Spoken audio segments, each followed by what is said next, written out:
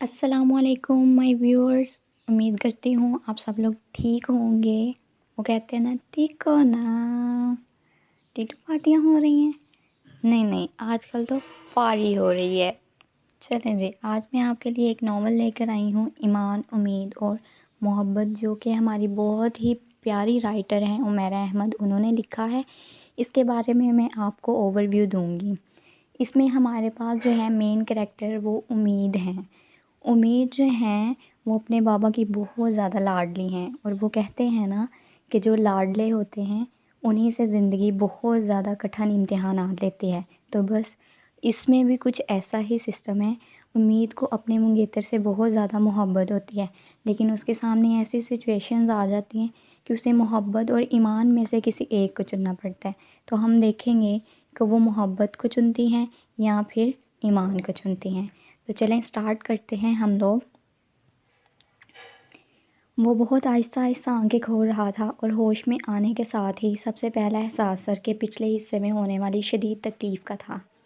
ایک کراہ کے ساتھ اس نے دوبارہ آنکھیں بند کر لیں۔ پھر اس نے اپنے کندھے پر کسی کے ہاتھ کا دباؤ محسوس کیا۔ کوئی اس کے بہت قریب جھکا ہلکی آواز میں کہہ رہا تھا، تم کیسا محسوس کر رہے ہو؟ اس نے ایک بار پھر اپنی آنکھیں کھولنے کی کوشش کی۔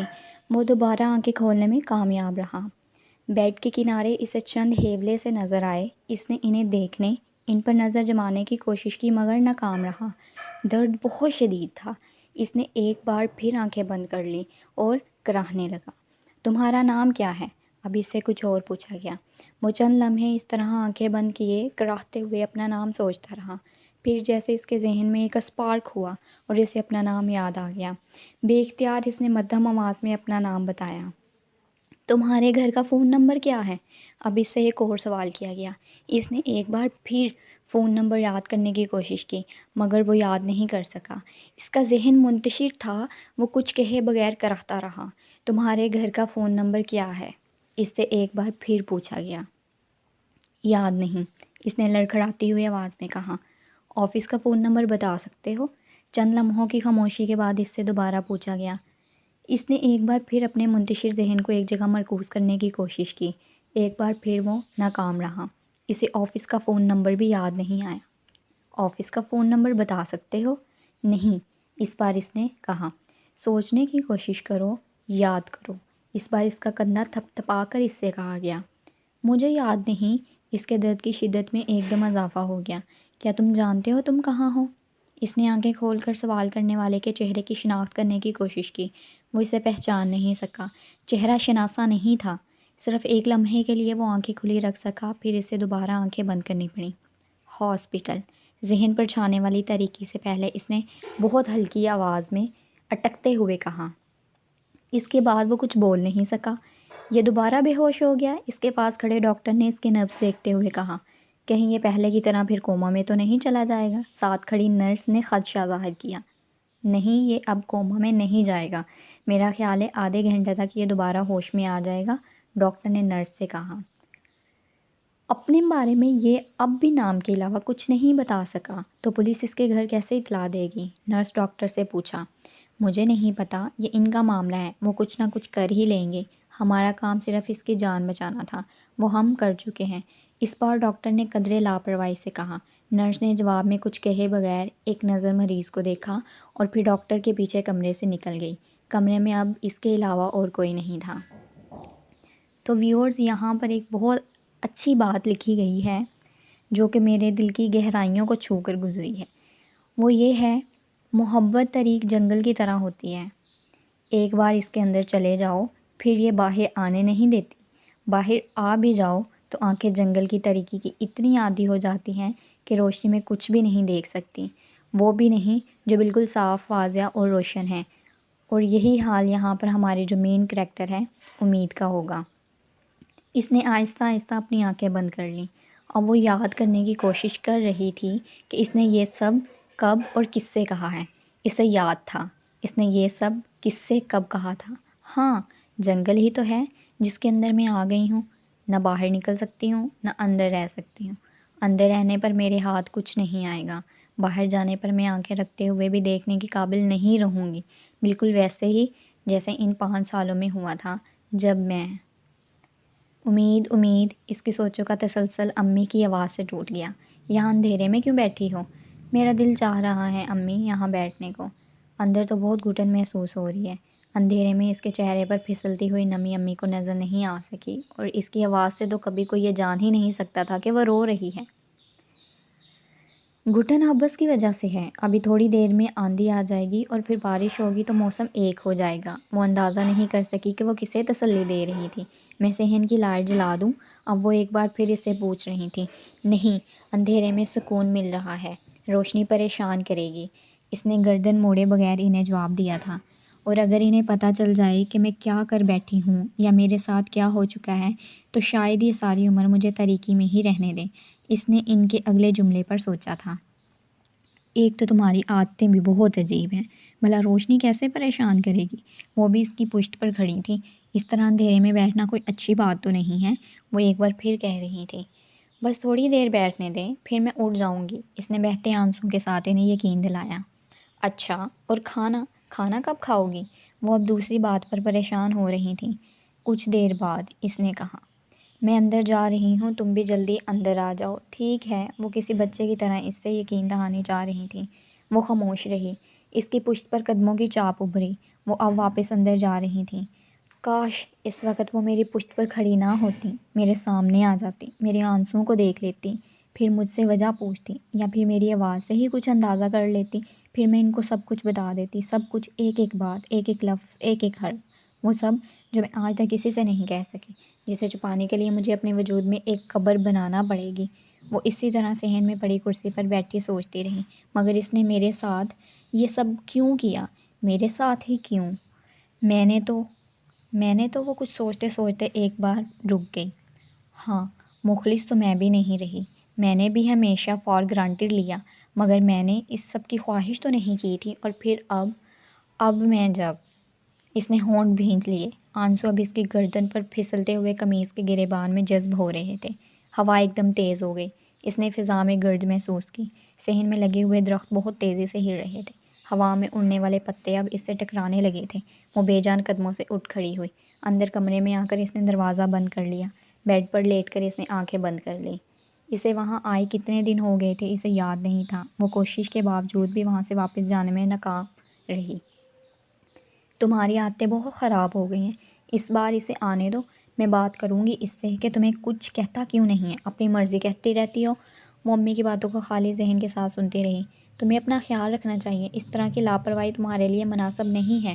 وہ چپ چاپ ان کا چہرہ دیکھتی رہی۔ آنکھیں بند کیے اس نے پوری زندگی کو دیکھنے کی کوشش کی۔ کون سی چیز کہاں غلط تھی، اس سے کب کون سی غلطی ہوئی تھی؟ غلطی؟ کیا واقعی ہی مجھ سے کوئی غلطی ہوئی ہے زندگی میں، جس میں کوڈ آف ایتھکس یعنی کہ اخلاقی قدروں کو لے کر چلتی رہی؟ کیا وہ غلط تھا؟ اور اب میں کس سے کون سی اخلاقیات کی بات کرنے کی قابل رہی ہوں؟ اس نے تکلیف سے سوچا۔ ہاں تو ویورز، اس نے ایسا کون سا کام کر دیا تھا کہ وہ اپنے آپ کو اس قابل ہی نہیں سمجھتی، یعنی کہ وہ اپنے آپ کو اخلاقیات کی بات کرنے کے قابل ہی نہیں سمجھتی؟ تو دیکھتے ہیں آگے۔ اس نے اپنی آنکھیں کھول دیں۔ تلاوت کی جا رہی تھی اور کرنے والے سے وہ اچھی طرح واقف تھے۔ وہ یہ جانتی تھی کہ اسے چند منٹوں کے بعد یہ آواز ہو گئی۔ میجر عالم جاوید نے اپنی بیٹی کو جمائیاں لیتے ہوئے کمرے سے باہر آتے دیکھ کر کہا۔ ہاں تو میں نے سوچا اس سے پہلے کہ آپ اندر آ جائیں، میں خود بھی آ جاؤں۔ وہ ان کے پاس آ کر بیٹھ گئی۔ اب اتنی ہمت کر لی ہے تو اٹھو اور وضو کر کے نماز بھی پڑھ لو، انہوں نے قرآن پاک بند کرتے ہوئے اسے پچکارتے ہوئے کہا۔ وہ کچھ کہے بغیر اٹھ گئی۔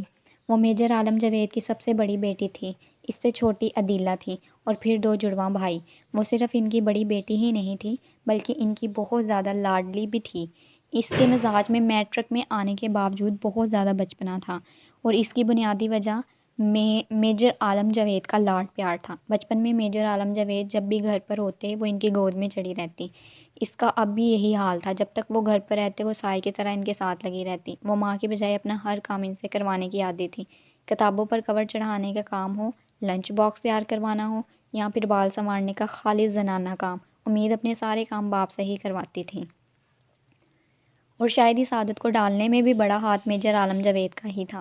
انہوں نے بچپن سے ہی اس کا کام خود کیا تھا، اور اب یہ حالت ہو گئی تھی کہ اپنی ماں کی ناراضگی کے باوجود سارے کام باپ سے ہی کرواتی۔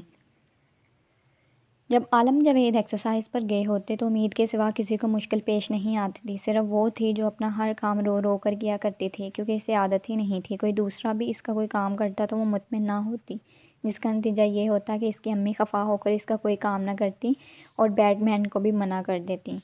باپ کے واپس آنے پر وہ یہ سب کچھ باپ کو بتاتی اور وہ اگلے کئی دن جیسے تلافی کے طور پر اس کا چھوٹے سے چھوٹا کام بھی خود ہی کرتے۔ امید نے اپنے باپ کو بہت مذہبی دیکھا تھا۔ وہ باقاعدہ 5 وقت کی نماز پڑھا کرتے تھے اور بہت چھوٹی سی عمر میں انہوں نے اسے بھی نماز کی عادت ڈال دی تھی۔ وہ ساتھ رکھتے ہوئے اسے مذہب کے بارے میں بہت کچھ بتایا کرتے تھے۔ وہ کچھ باتوں کو سمجھ آتی، کچھ کو سمجھ نہ پاتی، مگر خاموشی سے سنتی رہتی۔ زندگی بہت پرسکون انداز میں گزر رہی تھی۔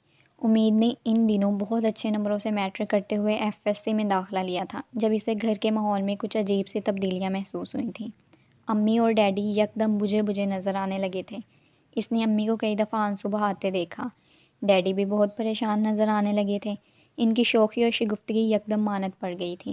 اس نے کئی مرتبہ امی اور ڈیڈی سے ان کی پریشانی کی وجہ پوچھنے کی کوشش کی، مگر وہ بڑی عمدگی سے ٹال دیتے۔ پھر ایک دن میجر جاوید عالم نے اسے اپنے پاس بٹھاتے ہوئے اس کا ہاتھ اپنے ہاتھ میں لے لیا۔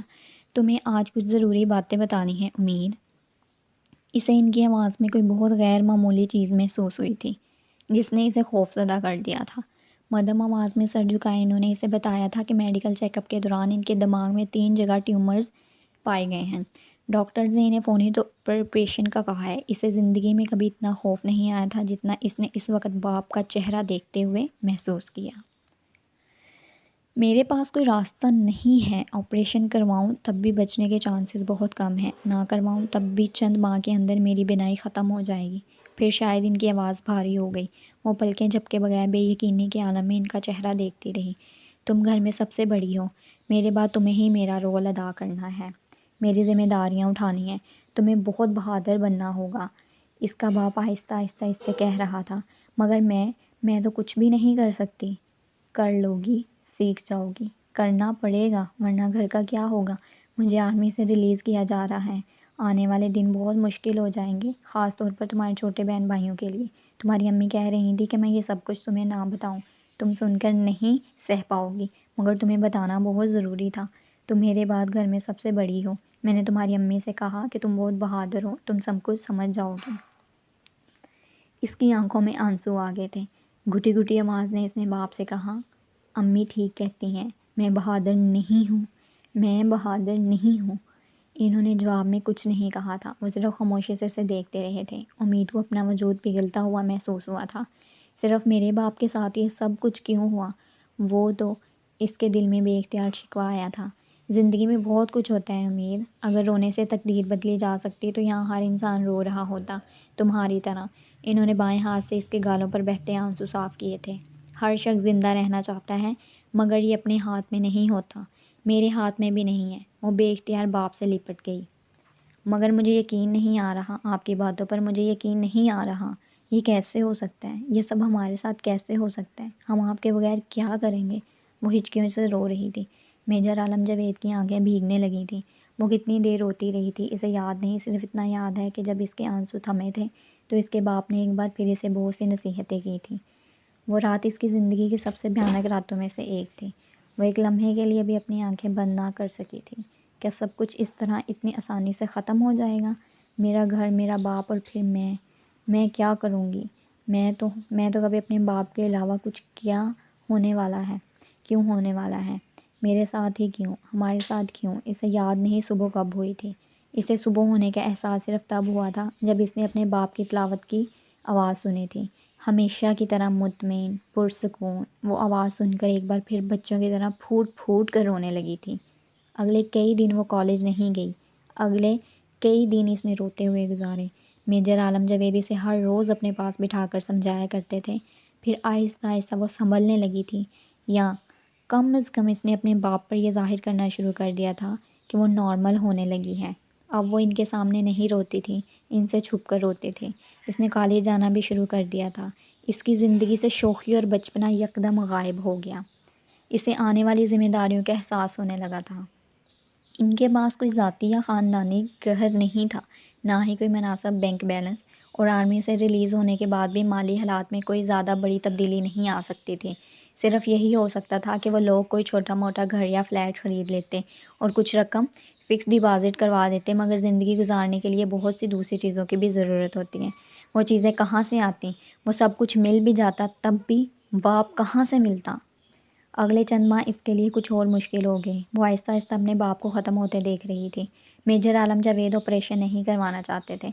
میں زندگی کے جتنے دن ہوش کے عالم میں تم لوگوں کو دیکھ سکتا ہوں دیکھنا چاہتا ہوں۔ میں اپنی زندگی کو اور مختصر نہیں کرنا چاہتا، انہوں نے آپریشن کروانے سے انکار کرتے ہوئے کہا تھا۔ کسی نے دوبارہ اس پر اصرار نہیں کیا تھا۔ امید کو کبھی یہ خیال نہیں آیا تھا کہ باپ کے سر میں ہونے والا کبھی کبھار کا درد اتنی سنگین بیماری کا نتیجہ بھی ہو سکتا ہے۔ ان کے سر میں درد ہوتا اور وہ کوئی ٹیبلٹ لیتے اور سب کچھ ٹھیک ہو جاتا، اور اب میجر عالم جاوید آپریشن سے صرف اس لیے خوفزدہ تھے کہ ان کی زندگی اور مختصر ہو جائے گی، مگر ان کی زندگی کو اتنا ہی مختصر ہونا تھا۔ ان کی موت کس قدر پرسکون طریقے سے ہوگی یہ کوئی نہیں جانتا تھا۔ ایک رات نیند کے دوران وہ بڑی خاموشی سے دنیا کو خیر بات کہہ گئے تھے۔ اسے اچھی طرح یاد تھا کہ ان کی موت کے بعد کتنے ہی دن وہ سب خود کو یقین نہیں دلا پائے تھے کہ وہ اب نہیں ہیں۔ ہر وقت انہیں یوں ہی لگتا تھا جیسے وہ ابھی آ جائیں گے یا جیسے وہ وہیں موجود ہیں، مگر پھر آہستہ آہستہ ان سب نے حقیقت سے سمجھوتا کر لیا تھا۔ امید نے ایک میچور لڑکی کی طرح گھر کی ذمہ داریاں سنبھال لی تھیں۔ باپ کے ایک دوست کی وجہ سے انہیں آرمی کی طرف سے دیے گئے گھر میں کچھ عرصہ رہنے کا موقع مل گیا تھا۔ اس زمانے میں صرف ایک شخص تھا جس نے ہر قدم پر ان کی مدد کی اور رہنمائی کی، وہ جہاں زیب تھا۔ شاید اس کی اور اس کی فیملی کی مدد کے بغیر ان لوگوں کی دشواریوں اور مشکلات میں بہت زیادہ اضافہ ہو جاتا۔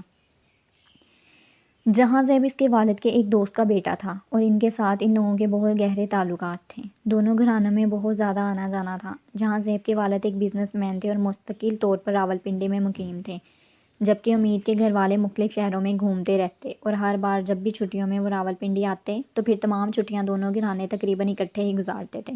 جہاں زیب اس سے 4-5 سال بڑا تھا اور اس کے مزاج میں بھی اتنی ہی شوخی تھی جتنی امید میں، وہ بہت جلدی ہی امید میں دلچسپی لینے لگا تھا، اور یہ بات دونوں خاندانوں میں چھپی نہیں رہی تھی، مگر اس پر کسی نے اعتراض کرنے کے بجائے ان دونوں کی نسبت طے کر کے ان کی پسندیدگی کو قبولیت بخش دی تھی۔ وہ اس وقت میٹرک کر رہی تھی جب جہاں زیب سے اس کی نسبت طے ہوئی تھی، اور وہ اس نسبت پر بہت زیادہ خوش تھی۔ نسبت طے ہونے کے بعد جہاں زیب ہفتے میں 3 بار اسے راولپنڈی سے فون کیا کرتا تھا۔ میجر عالم جاوید کی علالت کے دوران بھی جہاں زیب اور اس کی فیملی سے ان کے تعلقات اتنے ہی گہرے تھے۔ وہ لوگ راولپنڈی سے ہر ویکینڈ پر عالم جاوید کی عیادت کے لیے آتے تھے۔ جہاں زیب کے والد اصرار کرتے کہ عالم علاج کے لیے باہر چلے جائیں، مگر میجر عالم جاوید ان کی بات کو نظر انداز کر دیتے۔ امریکہ میں علاج بہت مہنگا ہے، وہ اگر اپنا سب کچھ بیچ کر باہر چلے بھی جاتے تب بھی ان کے پاس کوئی گارنٹی نہیں تھی کہ ان کا آپریشن کامیاب ہوگا، اور تب ان کے گھر والے کیا کرتے؟ وہ انہیں فٹ پاتھ پر لا کر بٹھانا نہیں چاہتے تھے۔ جہاں زیب کے والد انہیں اپنے خرچ پر باہر بھیجنے کی آفر بھی کر چکے تھے، مگر میجر عالم جاوید نے یہ آفر بھی ٹھکرا دی اور ان سے قرض لینا نہیں چاہتے تھے، نہ ہی احسان، کیونکہ وہ نہیں چاہتے تھے کہ ان کی وجہ سے ان کی بیٹی کے مستقبل پر کوئی اثر پڑے۔ ان کی وفات کے بعد بھی ان لوگوں نے اس طرح سے ان سے رابطے قائم رکھے۔ جہاں زیب ان دنوں گریجویشن کرنے کے بعد مزید تعلیم حاصل کرنے کے لیے باہر جانے کی تیاری کرنے لگا، لیکن اس کے باوجود تقریباً ہر ویکینڈ پر اس کے پاس آتا اور ہر روز فون کیا کرتا۔ اس کی تسلیوں اور دلاسوں نے زندگی کے ایک مشکل مرحلے پر اس کی بہت مدد کی تھی۔ جہاں زیب کے لیے اس کی محبت اور گہری ہوتی گئی تھی۔ پھر وہ اس سے بہت سے وعدے کر کے باہر چلا گیا تھا اور باہر جا کر اس نے اپنے سارے وعدے پورے کیے تھے۔ وہ باقاعدگی سے اسے خط لکھتا تھا اور وقتاً فوقتاً فون بھی کرتا رہتا۔ اس نے جہاں زیب کے جانے کے بعد ایف ایس سی کر لیا تھا۔ ایف ایس سی میں اسے بہت اچھے نمبر تھے۔ وہ چاہتی تو میڈیکل میں جا سکتی تھی، مگر وہ اتنے زیادہ اخراجات نہیں اٹھا سکتی تھی۔ جہاں زیب کے والد نے انہیں راولپنڈی میں ایک چھوٹا سا مگر بہت اچھا گھر تلاش کر دیا تھا۔ اپنے باپ کے وفات کے بعد ان کے مختلف فنڈز کی رقوم سے انہوں نے وہ گھر خریدا اور راولپنڈی شفٹ ہو گئے۔ اب ان کے پاس بہت زیادہ رقم نہیں رہی تھی۔ امید کے پاس اس کے سوائے کوئی چارہ نہیں تھا کہ وہ اپنی تعلیم چھوڑ کر کوئی اور جاب کے لیے اپنی فیملی کو سپورٹ کرنے کی کوشش کرے۔ اس نے یہی کیا تھا۔ کچھ عرصہ وہ راولپنڈی میں مختلف جابز کرتی رہی، پھر وہ بہتر مواقع کی تلاش میں لاہور آ گئی تھی۔ انٹر تک تعلیم سے کوئی اچھی جاب تو دلا نہیں سکتی تھی، یہ بھی وہ بہت اچھی طرح سے جان چکی تھی، اس لیے اس نے پرائیویٹ طور پر BA کی تیاری شروع کر دی تھی۔ اس زمانے میں اس نے بہترے کام کیے تھے۔ اس کا دن صبح 5 بجے سے شروع ہوتا اور رات 11 بجے ختم ہوتا۔ 8 بجے تک وہ خود پڑھتی، پھر تیار ہو کر آفس چلی جاتی، جہاں وہ ریسیپشنسٹ کے طور پر 3 بجے تک کام کرتی تھی۔ 3 بجے وہاں سے فارغ ہو کر وہ ٹیوشنز پڑھانے چلے جاتی۔ رات 8 بجے تک وہ مختلف جگہوں پر ٹیوشنز پڑھاتی اور پھر ہاسٹل چلی جاتی، جہاں آنے کے بعد وہ ایک بار پھر کتابوں میں گم ہو جاتی۔ اتنے بہت سے کام کرنے کے بعد ہی وہ اس قابل ہو پائی تھی کہ ہر ماہ اپنے گھر والوں کو کچھ معقول رقم بھجوا سکے جنہیں اس کی ضرورت تھی۔ 24 گھنٹے ایک مشین کی طرح کام کرنے کے باوجود وہ ناخوش نہیں تھی۔ وہ ہر وقت پرسکون مطمئن رہتی تھی۔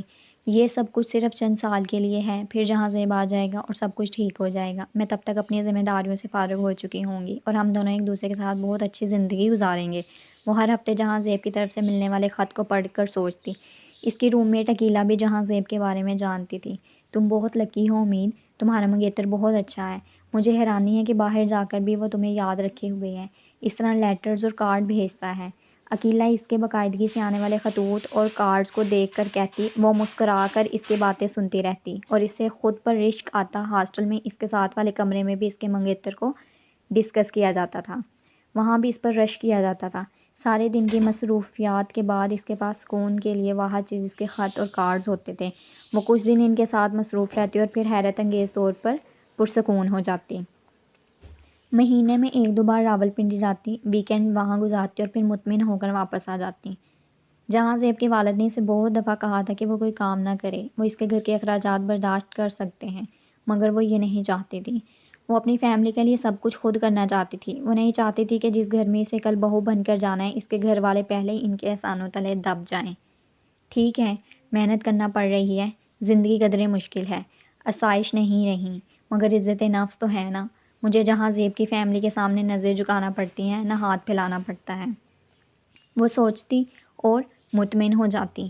BA کرنے کے بعد اس نے کچھ کمپیوٹر کورس کیے اور ایک فارم میں کمپیوٹر آپریٹر کے طور پر کام کرنے لگی۔ اس کے دوران ان کے دونوں بھائی میٹرک میں تھے۔ جہاں زیب باہر سے تسلیاں دیا کرتا تھا کہ ان کی گریجویشن کرتے ہی وہ انہیں باہر بلا لے گا۔ وہ سوچتی یہ شخص میرے لیے کیا کیا کرے گا اور میں اس کا احسان کس طرح اتاروں گی۔ وہ اسے خط میں یہی لکھ دیتی۔ اس کا جواب آتا، میں احسان نہیں کرتا، محبت کرتا ہوں۔ وہ اس کا جواب پڑھ کر سوچتی زندگی کوئی اندھا کنواں نہیں ہے، اس میں بہت روشنی، بہت جگمگاہٹ ہے، بس ذرا دور ہے۔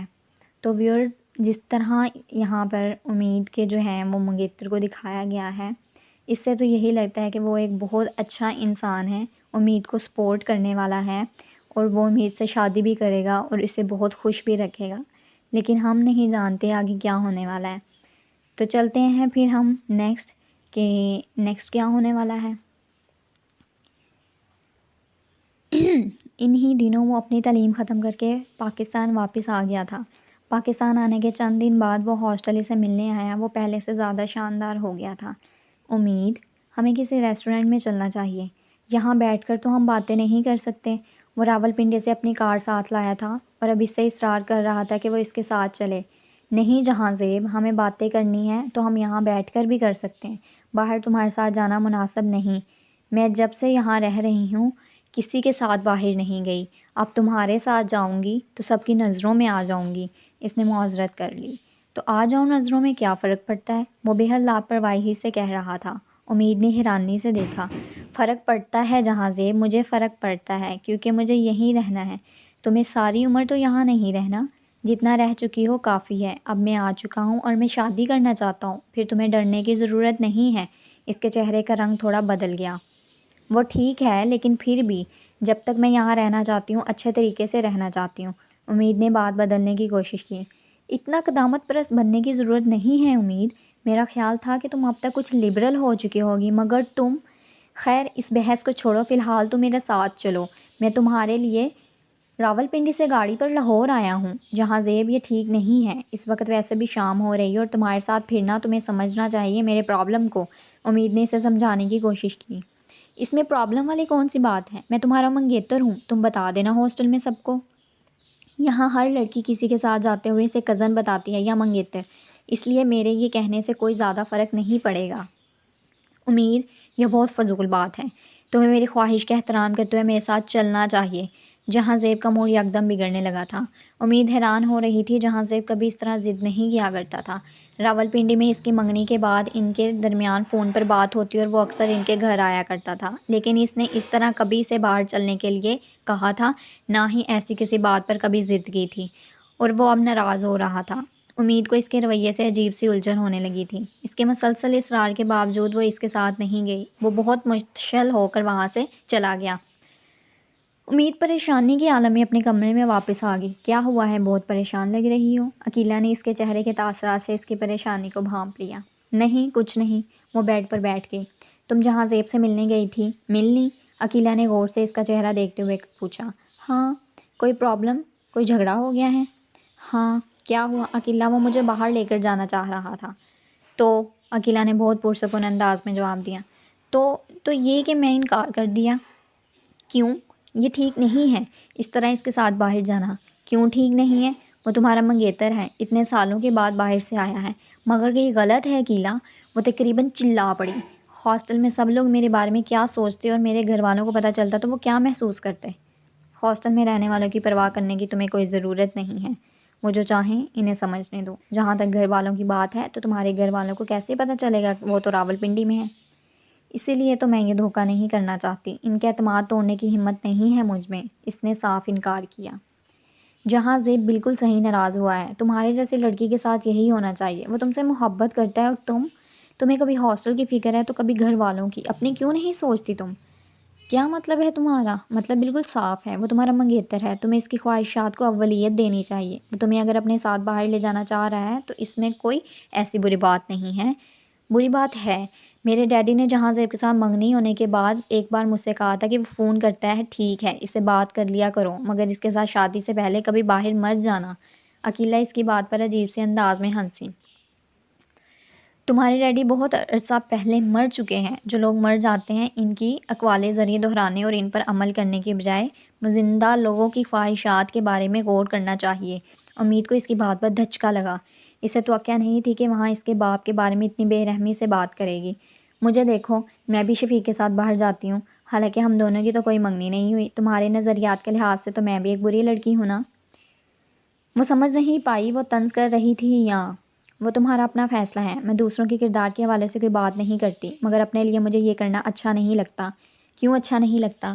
9 سال سے وہ تمہارا منگیتر ہے، تمہاری مرضی سے وہاں منگنی ہوئی تھی۔ اپنے ڈیڈی کے فرمان اگر بھول جاؤ تو بتاؤ کہ اس کے ساتھ باہر جانے میں کیا حرج ہے؟ وہ تمہیں کھا تو نہیں جائے گا؟ اگر تم اسے فون کر سکتی ہو، خط لکھ سکتی ہو، ہاسٹل میں مل سکتی ہو، تو پھر اس کے ساتھ باہر جانے میں کیا حرج ہے؟ انسان میں منافقت نہیں ہونی چاہیے۔ وہ اسے پتہ نہیں کیا کیا جتا رہی تھی۔ کچھ کہنے کی بجائے وہ خاموشی سے اپنے کمرے سے باہر نکل آئی۔ لان میں بہت دیر تک وہ اضطراب اور بے چینی کے عالم میں ٹہلتی رہی۔ پھر اچانک اس نے عقیلہ کو اپنی طرف آتے دیکھا۔ تمہیں کب سے ڈھونڈ رہی ہوں، بتا کر تو جاتی لان میں بیٹھوں گی۔ جہاں زیب کی کال آئی ہے میرے موبائل پر، وہ کچھ دیر بعد دوبارہ کال کرے گا، اس نے اطلاع دی۔ وہ بے اختیار خوش ہوئی۔ اس کا مطلب ہے اس کا غصہ کم ہو گیا ہے۔ وہ جہاں زیب کی عادت جانتی تھی۔ عقیلہ کے ساتھ وہ کمرے میں آ گئی تھی۔ 15 منٹ بعد جہاں زیب کی کال آئی تھی، اس کا غصہ واقعی ختم ہو چکا تھا۔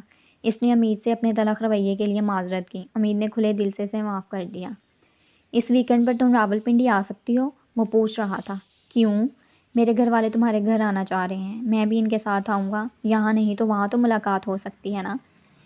ٹھیک ہے، میں راولپنڈی آ جاؤں گی، اس نے بڑی خوشی سے حامی بھر لی۔ فون کرتے ہی عقیلہ نے اس سے کہا، تم بہت لکی ہو امید کہ تمہیں جہاں زیب جیسا شخص ملا، ورنہ کوئی دوسرا شخص تو مجھے لگتا ہے وہ واقعی تم سے بہت محبت کرتا ہے۔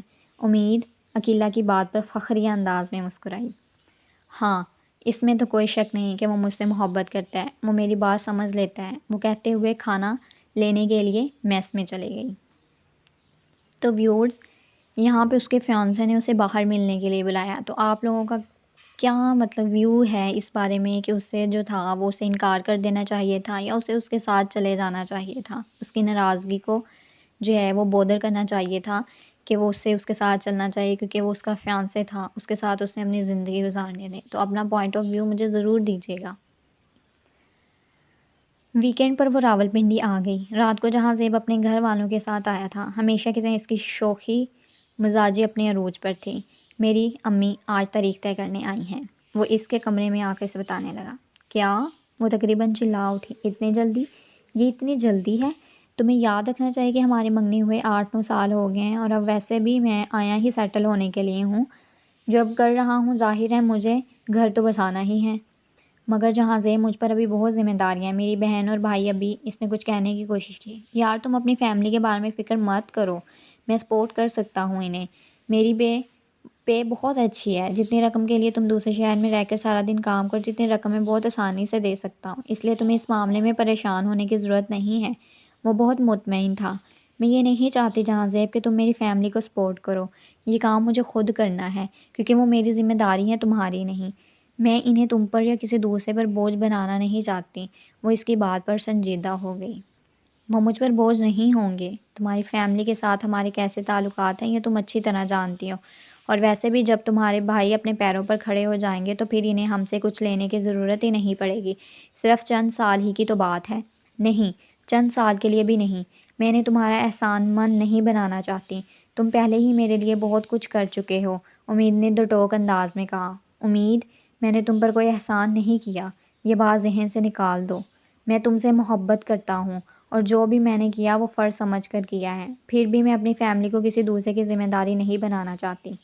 اچھا، یہ تو ہو سکتا ہے نا کہ تم شادی کے بعد جاب کرتی رہو اور اپنی فیملی کو اپنی پے سے سپورٹ کرو، جہاں زیب نے بحث ختم کرتے ہوئے ایک تجویز پیش کی۔ ہاں، جب تک تمہاری فیملی کی ضرورت ہے تب تک تم جاب کر سکتی ہو، جہاں زیب نے فوراً کہا۔ وہ خاموش ہو گئی۔ 1.5 ماہ بعد اس کی شادی کی تاریخ طے ہو گئی۔ وہ ویکینڈ کے بعد واپس لاہور آ گئی۔ قدرتی طور پر وہ بہت پرسکون اور خوش تھی۔ اس کی زندگی کا ایک نیا باب شروع ہونے والا تھا۔ اس نے ہاسٹل کی انتظامیہ کو آگاہ کر دیا تھا کہ وہ اگلے ماہ سے ہاسٹل چھوڑ رہی ہے۔ ہاسٹل میں اس کی جن لڑکیوں سے واقفیت تھی وہ سب بھی جان گئی تھیں کہ اس کی شادی ہونے والی ہے۔ جہاں زیب اکثر اسے فون کیا کرتا تھا، فون پر ہمیشہ کی طرح وہ ہاسٹل چلا آیا اور اس نے ایک بار پھر اسے اپنے ساتھ چلنے پر مجبور کرنا چاہا۔ وہ دونوں ہاسٹل کے اندر گیٹ کے قریب لان پر موجود بینچ پر بیٹھے باتیں کر رہے تھے۔ جہاں زیب، میں نے تم سے پہلے بھی کہا تھا کہ یہ ٹھیک نہیں ہے، میں اس طرح تمہارے ساتھ نہیں جا سکتی۔ کیوں؟ اب تمہیں کیا مسئلہ ہے؟ اب تو تمہیں اس ہاسٹل میں بھی نہیں رہنا، میرے ساتھ شادی ہونے والی ہے، اس لیے میں تمہارے ساتھ اس طرح پھرنا نہیں چاہتی۔ کیا تم مجھ پر اعتبار نہیں کرتی؟ میں تم پر اعتبار کرتی ہوں لیکن اس طرح باہر جانا مجھے ٹھیک نہیں لگتا۔ جہاں زیب کچھ دیر خاموشی سے اس کا چہرہ دیکھتا رہا، پھر اس نے امید کا ہاتھ پکڑ لیا۔ امید کو جیسے ایک کرنٹ لگا، اس نے آج تک کبھی ایسی حرکت نہیں کی تھی۔ امید نے بے اختیار اپنا ہاتھ واپس کھینچ لیا۔ جہاں زیب، تم کیا کر رہے ہو؟ کیا کر رہا ہوں؟ تمہارا ہاتھ پکڑا ہے، اب تم کہہ دو یہ بھی ٹھیک نہیں ہے، اس نے تلخ لہجے میں کہا۔ میں ایسی لڑکی نہیں ہوں جہاں زیب، اب اپنی پارسائی کے بارے میں واز شروع مت کرنا۔ 4 سال سے تم اس ہاسٹل میں ہو، سارا دن مردوں کے ساتھ کام کرتی ہو، میرے ہاتھ پکڑنے پر تم نے اس طرح ہاتھ کھینچا ہے جس طرح جہاں کام کرتی ہو وہاں پتہ نہیں کتنے مردوں نے تمہارا ہاتھ پکڑا ہوگا۔ وہ بے یقینی سے جہاں زیب کا چہرہ دیکھنے لگی۔ کیا یہ الفاظ اس شخص نے کہے ہیں جس سے میں محبت کرتی ہوں؟ مفق چہرے کے ساتھ سوچ رہی تھی۔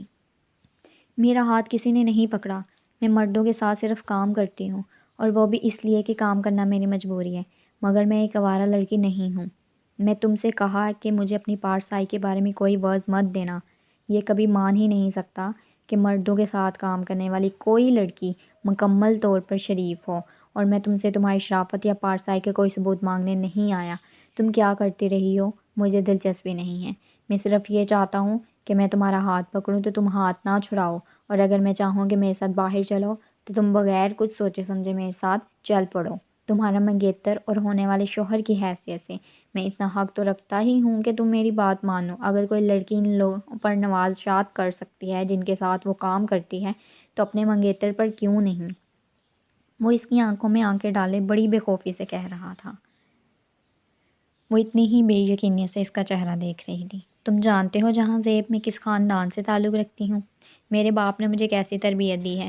پھر تمہارے ذہن میں یہ شک کیوں ہے کہ یہاں آنے کے بعد میں یہاں یہ سب کچھ کرتی رہوں؟ اس نے دل گرفتہ ہو کر اس سے پوچھا۔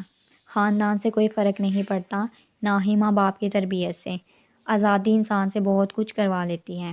میں بھی پارسا نہیں ہوں، اتنا عرصہ باہر رہتے ہوئے میں بھی زندگی اپنی مرضی سے گزارتا ہوں، ہر چیز اپنی مرضی سے کرتا ہوں۔ تم یہ سب کرتے رہے ہوگے مگر میں نے ایسا کچھ نہیں کیا۔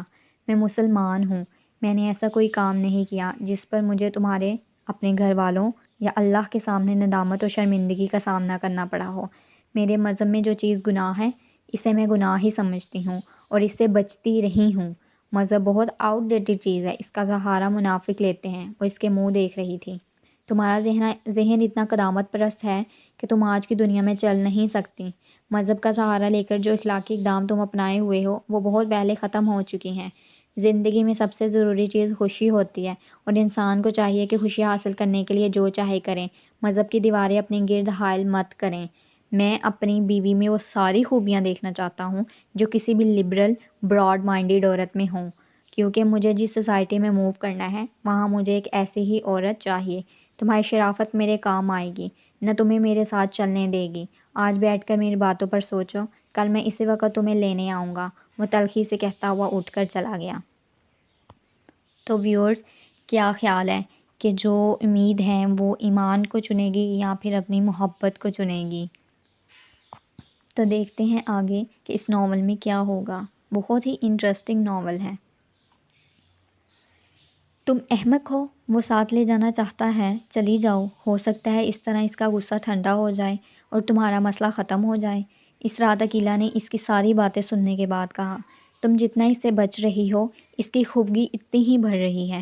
ظاہر ہے ایک بندہ اگر کسی سے محبت کرے، خاص طور پر اس کے لیے دوسرے شہر سے آئے اور اگلا بندہ ساتھ چلنے پر بھی تیار نہ ہو تو غصہ تو آئے گا۔ امید نے بے بسی سے اپنے سر پر ہاتھ رکھ لیے۔ امید، جہاں محبت ہو وہاں اس طرح کی فضول ضدیں نہیں ہونی چاہیے۔ تمہاری تو ویسے بھی اگلے ماہ اس سے شادی ہونے والی ہے۔ اگر اس کی خواہش ہے کہ تم اس کے ساتھ کہیں گھومنے کے لیے چلو تو کیا برائی ہے؟ ہر مرد کی خواہش ہوتی ہے کہ وہ اپنی منگیتر کے ساتھ کہیں تفریح کے لیے جائے، مگر تمہاری ضد تمہارے مستقبل پر اثر انداز ہو سکتی ہے۔ اگر غصے میں آ کر اس نے تم سے شادی سے انکار کر دیا تو تم کیا کرو گی؟ پلیز عقیلہ، اس طرح مت کہو، وہ مجھ سے محبت کرتا ہے، 9 سال ہونے والے ہیں ہماری منگنی کو، اتنی چھوٹی سی بات پر وہ ایسے نہیں چھوڑ سکتا مجھے۔ بعض دفعہ رشتے چھوٹی چھوٹی باتوں پر ہی ٹوٹتے ہیں۔ میں اس سے بہت محبت کرتی ہوں، اس لیے کہہ رہی ہوں کہ اس کی بات مان لو۔ وہ کھانے پہ لے جانا چاہتا ہے، چلی جاؤ، وہ بھی خوش ہو جائے گا اور تم لوگوں کا جھگڑا بھی ختم ہو جائے گا۔ عقیلہ اب سونے کے لیے لیٹ چکی تھی، لیکن امید سو نہیں پا رہی تھی۔ جہاں زیب کے بدلے ہوئے لہجے نے آج اسے بہت تکلیف دی تھی، اسے توقع نہیں تھی کہ کبھی وہ اس سے اس طرح کی باتیں کہہ سکتا ہے۔ کیا اسے یاد نہیں ہے کہ ہم دونوں کا تعلق کتنا پرانا ہے؟ ہم دونوں ایک دوسرے سے کتنی محبت کرتے تھے۔ اب ایک معمولی سی بات کو وہ اتنی اہمیت دے کر اس طرح کی باتیں کیوں کر رہا ہے؟ کیا ہمارا رشتہ اتنا کمزور ہے کہ اس ایک بات نہ ماننے پر ٹوٹ جائے گا؟ اور میں اب کیا کروں؟ کیا اس کے ساتھ چلے جاؤں؟ یا پھر اگر میں اس کے ساتھ نہیں جاتی تو کیا وہ واقعی منگنی توڑ دے گا؟ اسے جہاں زیب کا سرد لہجہ یاد آیا۔ کیا عقیلہ کی بات مان لینی چاہیے؟ ایک بار اس کے ساتھ چلے جانا چاہیے، پھر میں اسے کہہ دوں گی کہ وہ مجھے دوبارہ اپنے ساتھ چلنے پر مجبور نہ کرے۔ اس طرح اس کی ناراضی ختم ہو جائے گی۔ وہ کسی فیصلہ پر پہنچنے کی کوشش کر رہی تھی۔ مجھے تو لگتا ہے کہ وہ اس کے ساتھ جو ہے وہ چلی جائے گی۔ تو ویورز، آپ کو کیا لگتا ہے کہ وہ اس کے ساتھ چلے جائے گی یا پھر نہیں؟ تو چلیں آگے دیکھتے ہیں۔ اگلے روز دوپہر کو جہاں زیب نے اس کے آفس فون کیا، ٹھیک ہے میں آج شام تمہارے ساتھ چلوں گی، مگر تم دوبارہ کبھی مجھے اس طرح اپنے ساتھ چلنے پر مجبور مت کرنا، اس نے شکست خوردہ لہجے میں کہا۔ جہاں زیب کا موڈ یکدم خوشگوار ہو گیا۔ ٹھیک ہے یار، میں آئندہ نہیں کہوں گا، مگر اب تم تو میرے ساتھ چلنا اور پلیز بہت اچھی طرح سے تیار ہونا، میں تمہیں اپنے ساتھ پی سی لے جانا چاہتا ہوں۔ وہ پتہ نہیں اور بھی کیا کچھ کہتا رہا تھا۔ اس نے بے جان ہاتھوں سے اس کی گفتگو سننے کے بعد فون بند کر دیا۔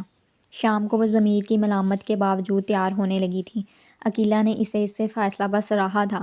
جہاں زیب 7 بجے اسے لینے کے لیے آ گیا تھا، وہ بوجھل قدموں سے آ کر فرنٹ سیٹ پر بیٹھ گئی۔ یار اب موڈ بھی ٹھیک کر لو، اتنی خوبصورت لگ رہی ہو، مگر چہرے پر 12 بجے ہوئے ہیں، یوں لگ رہا ہے جیسے تم میرے ساتھ کہیں تعزیت کے لیے جا رہی ہو۔ وہ خود کو جتنا شرمندہ محسوس کر رہی تھی، جہاں زیب اتنا ہی چہک رہا تھا، جیسے اس کے گلے کا پھنا مسلسل تنگ ہو رہا ہو۔ جہاں زیب اسے اپنے ساتھ پیچھے لے گیا، وہ مسلسل اس سے باتیں کر رہا تھا، اس کی خوبصورتی کی تعریف کر رہا تھا، اس کے لباس کو سراہ رہا تھا۔ آج پہلی بار اسے جہاں زیب کے منہ سے یہ سب کچھ اچھا نہیں لگ رہا تھا۔ اسے لگ رہا تھا وہاں بیٹھے سارے لوگ اسے ملامت بھری نظروں سے دیکھ رہے ہوں، جیسے وہ ہنستے ہوئے ایک دوسرے سے کہہ رہے ہوں، دیکھو یہ بھی ایک آوارہ لڑکی ہے جو اپنی آشنا کے ساتھ پھر رہی ہے۔ رات 8 بجے پی سی میں بیٹھے ہوئے اسے یوں لگ رہا تھا جیسے وہ پھانسی والی کوٹھری میں بیٹھی ہو۔ اگر آج ڈیڈی زندہ ہوتے تو کیا پھر بھی مجھ میں اتنی ہمت ہوتی کہ میں سب کی نظروں میں دھول جھونک کر یہاں اس شخص کے ساتھ بیٹھی ہوتی؟ کھانا کھاتے ہوئے اس سوچ نے اس کے حلق میں کانٹے اگا دیے تھے۔ 9 بجے پی سی میں ڈنر سے فارغ ہو کر جہاں زیب نے اسے ایک آئس کریم پارلر سے آئس کریم کھلائی۔ اس کے بعد وہ بے مقصد سڑکوں پر پھرنے لگا۔ جہاں زیب، اب مجھے ہاسٹل میں واپس چھوڑ دو، 11 بجے کے بعد ہاسٹل میں کوئی داخلہ نہیں ہونے دے گا۔ تمہیں پریشان ہونے کی ضرورت نہیں، میں خود ہاسٹل کی انتظامیہ سے بات کر لوں گا۔ وہ بے حد مگن تھا۔ کیا ہم نے کافی تفریح نہیں کر لی؟ اب اس طرح آوارہ گردی کرنے سے بہتر ہے کہ تم مجھے ہاسٹل چھوڑ آؤ، اس نے کچھ ضد ہو کر کہا۔ اس وقت وہ کینٹ کی سڑکوں پر ڈرائیو کر رہا تھا۔ یار تم خواہ پریشان ہو رہی ہو، کہاں نہ چھوڑ آؤں گا، اس نے کار میں لگے ہوئے اسٹیئر وہیل کا والیوم تیز کرتے ہوئے کہا۔ وہ خاموش ہوگی۔ وہ اس سے باتیں کر رہا تھا۔ باتیں کرتے کرتے اس نے کینٹ کی ایک سنسان اور قدرے تاریک سڑک کے کنارے گاڑی پارک کر دی۔ امید نے اپنے کندھے پر اس کے ہاتھ کا دباؤ محسوس کیا۔ خوف کی لہر اس کے اندر سے اٹھی۔ جہاں زیب، گاڑی یہاں کیوں روک دی؟ اس نے اپنے لہجے کو بہت نارمل رکھتے ہوئے کہا۔ جہاں زیب ڈیش بورڈ میں موجود گلو کمپارٹمنٹ میں سے ایک کین نکال رہا تھا۔ اس کا ایک بازو ابھی بھی امید کے کندھے پر تھا۔ چند لمحوں کے لیے اس کے کندھے پر سے اپنا ہاتھ ہٹا کر اس نے کین کھول دیا، پھر اس نے دوبارہ امید کے کندھے پر اپنا بازو پھیلا دیا۔ جہاں زیب، یہاں سے چلو، دیر ہو رہی ہے۔ اسے اپنے جسم میں کپ کپاہٹ محسوس ہو رہی تھی۔ وہ پرسکون انداز میں کین سے گھونٹ بھرتے ہوئے مسکراتے ہوئے اسے دیکھتا رہا۔ میں کم از کم آج رات تمہیں واپس چھوڑانے کا کوئی ارادہ نہیں رکھتا۔ وہ کچھ بول نہیں پائی۔ لو تم بھی ڈرنک کرو۔ اسی اطمینان کے ساتھ بات کرتے ہوئے وہ کین اس کے ہونٹوں کے پاس لے آیا۔ امید نے ایک ہاتھ سے کین کو اپنے چہرے سے دور کیا۔ جہاں زیب، مجھے فوراً واپس چھوڑ کر آؤ، اس بار اس نے بلند آواز میں کہا۔ میں نے کہا نا کم از کم آج کی رات میں تمہیں واپس چھوڑ کر نہیں آؤں گا۔ یہاں سے تم میرے ساتھ اس ہوٹل چلو گی جہاں میں ٹھہرا ہوں، پھر کل تم کو واپس چھوڑ آؤں گا۔ وہ پرسکون انداز میں اسے اپنی پلاننگ بتا رہا تھا۔ تم پاگل ہو گئے ہو، میں تمہارے ساتھ کبھی نہیں جاؤں گی۔ وہ یکدم اپنے کندھے سے اس کا ہاتھ جھٹک کر اور آئی۔ تم میرے ساتھ آ چکی ہو، ہوٹل نہیں جاؤگی تو بھی ٹھیک ہے، ہم یہیں رہیں گے۔ وہ بھی کین سے گھونٹ بھر رہا تھا۔ وہ چند لمحے اسے بے بسی سے دیکھتی رہی، پھر اس نے یکدم دروازہ کھول کر گاڑی سے نکلنا چاہا۔ جہاں زیب نے برق رفتاری سے اسے واپس اندر کھینچ لیا، گاڑی کا دروازہ اسی تیزی کے ساتھ بند کیا اور پھر اس نے امیر کے چہرے پر زوردار تھپڑ مارا۔ کوئی ڈرامہ کرنے کی ضرورت نہیں ہے۔ اگر تم نے میرے ساتھ کوئی بدتمیزی کی تو میں چلاؤں گی۔ تو چلاؤ، گلا پھاڑو، میں دیکھنا چاہتا ہوں تم کیا کر سکتی ہو۔ وہ گررایا۔ امید نے ایک بار پھر گاڑی سے باہر نکلنے کی کوشش کی۔ جہاں زیب نے اپنا ایک ہاتھ اس کی سمت لے جائے دروازے کے ہینڈل پر رکھتے ہوئے گاڑی سٹارٹ کر دی۔ اب کیا کرو گی؟ چلتی گاڑی سے چھلانگ لگاؤ گی؟ اس نے دروازے کے ہینڈل سے ہاتھ اٹھا کر اسے اپنی طرف کھینچتے ہوئے کہا۔ گاڑی بہت تیز رفتاری سے سڑک پر بھاگ رہی تھی اور تبھی انہوں نے اپنے پیچھے سائرن کی آواز سنی۔ جہاں زیب نے یکدم اسے چھوڑ کر بیک ویو مرر سے پیچھے دیکھا۔ ملٹری پولیس کے 2 سارجنٹ ایک بائک پر ان کے پیچھے آ رہے تھے۔ تیز رفتاری سے چلتی ہوئی موٹر بائک ان کے بالکل سامنے آ کر رک گئی۔ میں ان سے کہوں گا تم میری بیوی ہو، اور اگر تم نے اس بات سے انکار کیا، گاڑی روکتے ہوئے امید نے جہاں زیب کو کہتے سنا۔ دونوں سارجنٹ اب جہاں زیب کو دروازہ کھول کر باہر نکلنے کے لیے کہہ رہے تھے۔ مگر پرابلم کیا ہے؟ اس نے دروازہ کھولنے کی بجائے شیشہ نیچے کرتے ہوئے کہا۔ کیا کر رہے تھے تم دونوں گاڑی کے اندر؟ ملٹری پولیس کے سارجنٹ نے کھڑکی سے اندر جھانکتے ہوئے تیز اور کرخت آواز میں ان دونوں سے پوچھا۔ ہم دونوں میاں بیوی ہیں، جہاں زیب نے آواز کو پرسکون کرتے ہوئے کہا۔ کیوں بی بی، یہ شوہر ہے تمہارا؟ سارجنٹ نے اس بار امید سے پوچھا۔ اس کے حواس اب تک بحال نہیں ہوئے تھے اور شاید اس کے چہرے کے تاثرات ہی تھے جس نے سارجنٹ کے لہجے کو کچھ اور کرخت کر دیا۔ امید کے جواب کا انتظار کیے بغیر اس نے جہاں زیب کو گاڑی سے نکلنے کے لیے کہا۔ جہاں زیب نے باہر نکلنے سے پہلے ایک تیز نظر اس پر ڈالی اور گاڑی سے باہر نکل گیا۔ اس کے باہر نکلتے ہوئے سارجنٹ نے ایکسیلریٹر کے پاس نیچے پائیدان پر پڑے ہوئے کین کو دیکھ لیا۔ جہاں زیب کے باہر نکلتے ہی سارجنٹ نے آگے بڑھ کر کین اٹھا لیا۔ امید نے پہلی بار جہاں زیب کا رنگ اڑتے دیکھا۔ کین کا جائزہ لیتے ہوئے سارجنٹ کے چہرے پر ایک طنزیہ مسکراہٹ نمودار ہوئی۔ بیوی کے ساتھ سڑک پر شراب پی رہے تھے؟ آگے بڑھ کر اس نے امید پر ایک نظر ڈالی اور اسے پچھلی سیٹ پر جانے کے لیے کہا۔ وہ بے جان قدموں سے پچھلی سیٹ پر بیٹھ گئی۔ ایک سارجنٹ جہاں زیب کے ساتھ بیٹھ گیا اور ان دونوں کو ملٹری پولیس کے ہیڈ کوارٹر لے آئے تھے۔ امید کو ایک الگ کمرے میں بٹھایا گیا۔ جہاں زیب کو کہاں لے جایا گیا وہ نہیں جانتی تھی۔ ملٹری پولیس کا ایک افسر کرخت لہجے میں اس سے جہاں زیب اور اس کے بارے میں پوچھنے لگا۔ اس کا ذہن ابھی بھی معاف تھا۔ آدھ گھنٹہ کے اندر اندر اس کے ساتھ کیا ہو گیا تھا۔ جہاں زیب کا ایک نیا چہرہ اور اب یہ نئی جگہ اور اگلے دن اخبار کی ایک نئی سرخی۔ وہ گمسم اس آفیسر کا چہرہ دیکھتی رہی۔ پتہ نہیں اس آفیسر کو اس پر ترس آیا تھا یا وہ یہ جان گیا تھا کہ وہ شاکڈ ہے۔ اس نے کمرے میں موجود ایک شخص کو پانی لانے کے لیے کہا۔ اس نے پانی کے چند گھونٹ پی اور سامنے بیٹھے ہوئے آفیسر کو دیکھنے لگی۔ یکدم ہی جیسے اس کے حواس بحال ہوئے، آفیسر کے کچھ پوچھنے سے پہلے اس نے کانپتی لڑکھڑاتی آواز میں سب کچھ بتانا شروع کر دیا۔ وہ جہاں زیب کے ساتھ کیوں گئی، جہاں زیب کون تھا، اس کے بعد کیا ہوا، سب کچھ۔ اس کا خیال تھا آفیسر کو اس کی بات پر یقین نہیں آئے گا۔ خلاف توقع آفیسر خاموش رہا۔ اس نے ساری باتیں سننے کے بعد بیل بجا کر باہر کھڑے فوجی کو اندر بلایا۔ اس لڑکی کو اس سے پتہ پوچھ کر چھوڑ آؤ، اسے اپنے کانوں پر یقین نہیں آیا۔ آئندہ آپ محتاط رہیے، اس طرح رات گئے منگیتر کے ساتھ جانا بھی مناسب نہیں ہوتا۔ وہ کچھ کہے بغیر بے یقینی کے عالم میں باہر نکل آئے۔ کیا واقعی یہ لوگ مجھے چھوڑ رہے ہیں؟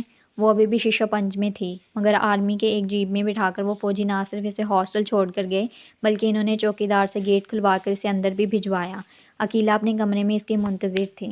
اس کے چہرے پر کوئی ایسی بات ضرور تھی جو وہ چونک گئی۔ کیا ہوا؟ امید نے جواب دینے کے بجائے بستر پر بیٹھ کر اپنے جوتے اتار دیے، پھر آہستہ آہستہ وہ ساری جیولری اتارنے لگی۔ کیا ہوا امید؟ سب کچھ ٹھیک تو ہے؟ وہ اٹھ کر اس کے پاس آ گئی۔ امید خالی نظروں سے اس کا چہرہ دیکھنے لگی، پھر یکدم عقیلہ کے ساتھ لپٹ کر اس نے آواز میں رونا شروع کر دیا۔ عقیلہ اس کی حرکت سے گھبرا گئی۔ اسے ساتھ لپٹا کر دلاسے دیتے ہوئے وہ اس کے رونے کی وجہ پوچھتی رہی۔ بہت دیر روتے رہنے کے بعد اس نے سسکیوں اور ہچکیوں کے درمیان اپنے ساتھ ہونے والا سارا واقعہ اسے سنا دیا۔ اس کا خیال تھا عقیلہ جہاں زیب کو برا بھلا کہے گی، اسے حصے منگنی توڑنے کے لیے کہے گی۔ ایسا نہیں ہوا۔ اس کی ساری بات سننے کے بعد اس نے اسے خود سے الگ کر دیا۔ تمہاری حماقت کی وجہ سے جہاں زیب پکڑا گیا۔ وہ بے یقینی سے اس جملے پر اس کا چہرہ دیکھنے لگی۔ میری حماقت کی وجہ سے؟ ہاں، تمہاری حماقت کی وجہ سے۔ جب اس نے تم سے کہا تھا کہ تم سارجنٹ سے کہہ دو کہ تم اس کی بیوی ہو تو تم خاموش کیوں رہی؟ اور بعد میں تم نے ملٹری کے ہیڈ کوارٹر پہنچ کر سب کچھ بتا دیا۔ عقیلہ تم جانتی ہو وہ میرے ساتھ کیا کر رہا تھا؟ کیا کر رہا تھا؟ عقیلہ نے اس کی آنکھوں میں آنکھیں ڈال کر پوچھا۔ وہ اس کا چہرہ دیکھ کر رہ گئی۔ وہ جو بھی کرنا چاہتا تھا وہ نیچرل چیز ہے۔ تمہاری شادی شخص کے ساتھ ہونی ہے اور وہ بھی چند ہفتوں کے اندر، پھر اس کا یہ مطالبہ کوئی ایسا غیر مناسب نہیں تھا۔ وہ خوف کے عالم میں عقیلہ کا چہرہ دیکھتی رہی۔ وہ اس سے کیا کہہ رہی تھی؟ تم دونوں میں چور ہو۔ یہ کوئی ایسی بات نہیں تھی جس پر تم اس طرح ہنگامہ کھڑا کر دیتی۔ اب سوچو ذرا، وہ بیچارہ پھنس گیا، عقیلہ اطمینان سے کہہ رہی تھی۔ وہ فخر رنگ کے ساتھ اسے دیکھتی رہی۔ مجھے اس طرح مت دیکھو امید، میں کوئی ایسی بات نہیں کری جو ناممکن ہو۔ تم ہی کہتی رہی ہو مجھ سے کہ تم اس سے محبت کرتی ہو، اور یہ محبت 9 سال پرانی ہے۔ وہ بھی تم سے محبت کرتا ہے، اس طرح جس طرح تمہارے لیے وہ باہر سے واپس آ گیا۔ اس نے اگر تم سے ایک مطالبہ کیا تو میں نہیں سمجھتی یہ غلط تھا۔ امید ایک جھٹکے سے کھڑی ہوگی۔ اگر میری جگہ تم ہوتے اور جہاں زیب کی جگہ شفیق ہوتا تو کیا تم اس کی بات مان لیتی؟ وہ مشتعل ہو گئی۔ ہاں، بالکل مان لیتی۔ جس شخص سے محبت ہو اس شخص کی بات ماننی پڑتی ہے، چاہے وہ بات غلط ہو۔ ہاں، چاہے وہ بات غلط ہو۔ میں نے کہا نا، ساری بات محبت کی ہی ہوتی ہے۔ انسان کو محبت ہو تو اس کے عوض کچھ نہ کچھ قربان کرنا پڑتا ہے۔ وہ بے یقینی سے اس کا چہرہ دیکھتی رہی۔ کیا محبت کی بھی قیمت ہوتی ہے؟ اسے اپنی آواز کسی کھائی سے آتی ہوئی سنائی دی۔ محبت ہی کی تو قیمت ہوتی ہے، عقیلہ اس کی آنکھوں میں آنکھیں ڈال کر کہہ رہی تھی۔ تمہیں پتہ ہے عقیلہ تم کیا کہہ رہی ہو؟ ہاں، میں جانتی ہوں میں کیا کہہ رہی ہوں۔ تمہارا مطلب ہے مجھے اس شخص کی بات مان لینی چاہیے تھی؟ ہاں، بالکل مان لینی چاہیے تھی۔ میں یہ سب نہیں کر سکتی۔ کیوں نہیں کر سکتی؟ تمہیں تو خوف زدہ نہیں ہونا چاہیے کہ کہیں وہ تمہیں چھوڑ نہ دے۔ وہ تو شادی کر رہا ہے تم سے۔ 9 سال سے وہ شخص تمہارے ساتھ ہے۔ تمہاری ہر مصیبت میں اس نے تمہارا ساتھ دیا، تم اسے مصیبت میں پھنسا آئی۔ لڑکیاں تو بوائے فرینڈ کے ساتھ چلی جاتی ہیں، اور تم اپنے منگیتر کے ساتھ نہیں گئی۔ آخر وہ شادی کر رہا ہے تمہارے ساتھ، پھر مسئلہ کیا ہے؟ بات شادی کی نہیں ہے، بات تو گناہ کی ہے۔ میں گناہ نہیں کر سکتی، میرے مذہب میں یہ سب جائز نہیں ہے۔ وہ پھوٹ پھوٹ کر رونے لگی۔ مذہب کو زندگی سے الگ رکھ کر دیکھو۔ جو اخلاقیات ہمیں مذہب دیتا ہے وہ معاشرے میں لاگو نہیں ہوتے۔ زندگی میں گناہ اور ثواب کے چکر میں پڑی رہو گی تو تمہیں کچھ بھی نہیں ملے گا۔ میری بات لکھ لو امید، تمہیں کچھ بھی نہیں ملے گا، کم از کم محبت نہیں۔ ہم 20ویں صدی میں رہ رہے ہیں۔ عورت کو اپنی زندگی کے فیصلوں کی آزادی ہونی چاہیے، وہ اس آزادی کا استعمال کرنا چاہیے۔ تم بھی آج کی عورت ہو، اپنے آپ کو ان فضول رسم و رواجوں سے آزاد کر دو۔ کم از کم محبت کو گناہ اور ثواب کے دائرے سے نکال دو۔ محبت کو محبت رہنے دو۔ وہ بہتے آنسوؤں کے ساتھ اس کا چہرہ دیکھتی رہی۔ وہ سب کچھ بڑی لاپرواہی سے کہہ رہی تھی۔ امید ساری رات اپنے بستر پر اکڑوں بیٹھی رہی۔ اس کی سمجھ میں نہیں آ رہا تھا اس نے کیا کیا، کیوں کیا۔ جہاں زیب کے ساتھ کیا ہوگا؟ اسے چھوڑ دیا گیا ہوگا یا پھر وہ واپس چلا گیا ہوگا، اور جب وہ چھوٹ جائے گا تو وہ کیا کرے گا؟ وہ شدید ڈپریشن کا شکار تھی۔ اگلے دن جہاں زیب نے فون نہیں کیا۔ 2 دن اور گزر گئے۔ اسے یوں لگ رہا تھا جیسے وہ پھانسی کے پھندے پر جھول رہی ہو۔ تو ویورز، یہاں پر جہاں زیب کے ساتھ کیا ہوا ہوگا؟ ملٹری آفیسرز نے اسے چھوڑ دیا ہوگا، اسے سزا دی ہوگی یا کیا کیا ہوگا؟ یہ سب جاننے کے لیے ہمیں اس چوتھے دن رات 10 بجے کے قریب عقیلہ کے موبائل پر اس نے کال کیا۔ امید، جہاں زیب کا فون ہے۔ عقیلہ نے اسلام کے ساتھ ہی فون اس کی طرف بڑھا دیا۔ کپکپاتے ہاتھ کے ساتھ اس نے موبائل پکڑ لیا۔ ہیلو، اس نے لڑکھڑاتی آواز میں کہا۔ کل رات 8 بجے میں تمہیں لینے آؤں گا۔ کل رات تم میرے ساتھ رہو گے۔ جہاں زیب، میں، اس نے سرد آواز میں امید کی بات کاٹ دی۔ پہلے میری بات سن لو، پھر میں تمہاری سنوں گا۔ 8 بجے تم گیٹ پر آ جاؤ گی، اور کل اگر تم میرے ساتھ چلنے پر تیار نہیں ہوئی تو پھر میں تم سے شادی نہیں کروں گا۔ ہمارا رشتہ ختم ہو جائے گا۔ اب تم یہ طے کر لینا کہ تم میری بات مانو گی یا پھر… تمہیں پتہ ہے تم مجھ سے یہ گناہ کروانا چاہتے ہو۔ وہ بے اختیار سسکنے لگی۔ اچھا، کروانا چاہتا ہوں؟ پھر اس کا لہجہ اتنا ہی جارحانہ تھا۔ جہاں زیب، تمہیں کیا ہو گیا ہے؟ جو بھی ہوا ہے ٹھیک ہوا ہے۔ میں دیکھنا چاہتا ہوں تمہیں مجھ سے کتنی محبت ہے۔ تم جانتے ہو میں تم سے کتنی محبت کرتی ہوں۔ پھر ٹھیک ہے، میری بات مان لو۔ ہمارے مذہب میں جائز نہیں ہے، حرام ہے یہ۔ مجھے مذہب سے کوئی دلچسپی نہیں ہے، اور دوبارہ مجھ سے مذہب کے بارے میں بات مت کرنا۔ جہاں زیب، میں ایسا کام کر کے اللہ کے سامنے کیسے جاؤں گی؟ تو ٹھیک ہے، میری بات نہ مانو اور مجھے چھوڑ دو۔ رہ سکتی ہو میرے بغیر؟ نہیں، میں نہیں رہ سکتی، وہ بلکنے لگی۔ تو ٹھیک ہے، پھر میری بات مان لو۔ نہیں، میں یہ بات نہیں مان سکتی۔ اس کے باوجود کہ تم سے شادی کرنے والا ہوں، کیا تمہیں یہ خوف ہے کہ میں تم سے شادی نہیں کروں گا؟ اگر اس خوف کی وجہ سے مجھے کوئی خوف نہیں ہے، مجھے صرف اللہ کا خوف ہے۔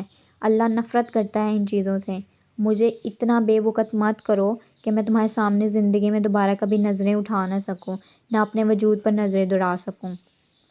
جس ہاسٹل میں تم رہتی ہو، اس ہاسٹل کی کسی بھی لڑکی کو اگر میں محبت کے جال میں پھانسوں تو جہاں چاہے بلوا سکتا ہوں، حتیٰ کہ تمہاری اس دوست عقیلہ کو بھی۔ اور مجھے ایسی ہی لڑکیاں پسند ہیں جو بولڈ ہوں، فیصلہ کر سکتی ہوں، جس سوسائٹی میں میں موو کرتا ہوں اس سوسائٹی میں موو کر سکیں۔ تمہاری طرح گناہ اور ثواب کی رسیاں گلے میں لٹکانے والی لڑکیوں سے مجھے کوئی دلچسپی نہیں ہے۔ اس لیے مس امید عالم، آج آپ یہ فیصلہ کر لیں، آپ کو جہاں زیب عادل کی محبت چاہیے یا آپ مذہب کو گلے کا ہار بنا کر پھریں گی؟ آپ کو زندگی میرے ساتھ گزارنی ہے یا پھر اپنا کوڈ آف ایتھکس لیے پھرنا ہے؟ محبت اور مذہب میں سے ایک چیز کو چن لو۔ اس سے کم از کم میری زندگی بہت آسان ہو جائے گی۔ فون بند ہو گیا تھا۔ عقیلہ ساری رات اسے سمجھاتی رہی، اسے بتاتی رہی کہ جہاں زیب کے بغیر زندگی اس کے لیے کتنی مشکل ہو جائے گی۔ کیا وہ ایک ایسے شخص کے بغیر زندگی گزار سکے گی جو اس سے محبت کرتا تھا؟ 9 سال جس کے ساتھ اس نے اپنی ہر خواہش، ہر خواب بانٹا تھا، جس کا ساتھ اس کے گھر والوں کا مستقبل سنوار سکتا تھا، اور اگر وہ اس شخص کو چھوڑتی ہے تو پھر اسے کون مل سکے گا؟ مڈل کلاس فیملی کی ایک لڑکی کو اس کے گھر والوں کی ذمہ داری کے ساتھ کون قبول کرے گا؟ وہ خالی نظروں کے ساتھ اس کا چہرہ دیکھتی رہی۔ جہاں زیب، ہاں، جہاں زیب کے بغیر میں کیسے رہ سکتی ہوں؟ کیسے برداشت کر سکوں گی کہ وہ میرا نہ رہے، جسے 9 سال میں نے دن رات اپنے خوابوں میں دیکھا، جس سے محبت کی؟ میں تو اس کے بغیر زندہ نہیں رہ سکتی۔ یا اللہ، میں جانتی ہوں یہ گناہ ہے، مگر یہ ایک گناہ میری زندگی تباہ ہونے سے بچا سکتا ہے، سب کچھ بچا سکتا ہے۔ اس نے اپنے گردن کے گرد لپٹی ہوئی رسی کے پھندے کو کسنا شروع کر دیا۔ اگلے روز عقیلہ نے شام کو اسے خود تیار کرنا شروع کیا تھا، وہ جیسے اس کے ہاتھوں میں ایک کٹھ پتلی تھی۔ 8 بجے عقیلہ کا موبائل بجنے لگا۔ امید کا دل ڈوبنے لگا۔ ہاں، وہ آ رہی ہے۔ عقیلہ نے جہاں زیب سے بات کرنے کے بعد فون بند کر دیا۔ وہ گیٹ پر تمہارا انتظار کر رہا ہے، جاؤ۔ وہ اپنے کمرے سے باہر نکل آئی۔ ہاسٹل کے لان تاریکی میں ڈوبے ہوئے تھے۔ کہیں کہیں جلنے والی روشنیاں تاریکی کو مکمل طور پر ختم کرنے میں ناکام ہو رہی تھیں۔ دور ہاسٹل کا بند گیٹ اس وقت اسے ایک بھوت کی طرح لگ رہا تھا۔ وہ چلتے چلتے رک گئی۔ کیا میں واقعی جانتی ہوں کہ میں کیا گنوانے جا رہی ہوں؟ اور اگر میں یہ گیٹ کراس نہیں کرتی تو کیا میں اس شخص کے بغیر رہ پاؤں گی؟ اس نے قدم بڑھانے کی کوشش کی۔ تو امید عالم، آج تم وہ کرنے جا رہی ہو جس پر تمہارا باپ اپنی زندگی میں خودکشی کر لیتا۔ کیا ساری عمر وہ اس لیے تمہاری انگلی پکڑ کر تمہیں چلاتا رہا کہ سامنے گھڑا آئے اور تم آنکھیں بند کر کے اس میں کود جاؤ؟ کہ اپنے باپ کی آواز کا نقش اتنا پھیکا تھا؟ اس نے ہونٹ بھینچ لیے۔ مگر میرے پاس کوئی تیسرا راستہ نہیں۔ میں نے اس شخص سے اتنی محبت کی ہے کہ اب اس کے بغیر رہنا میرے لیے ممکن ہی نہیں۔ اس نے اپنے گالوں پر نمی محسوس کی۔ مسلمان ہو کر تم وہ کرنے جا رہی ہو جو امید کیا تم اللہ کا سامنا کر پاؤ گی؟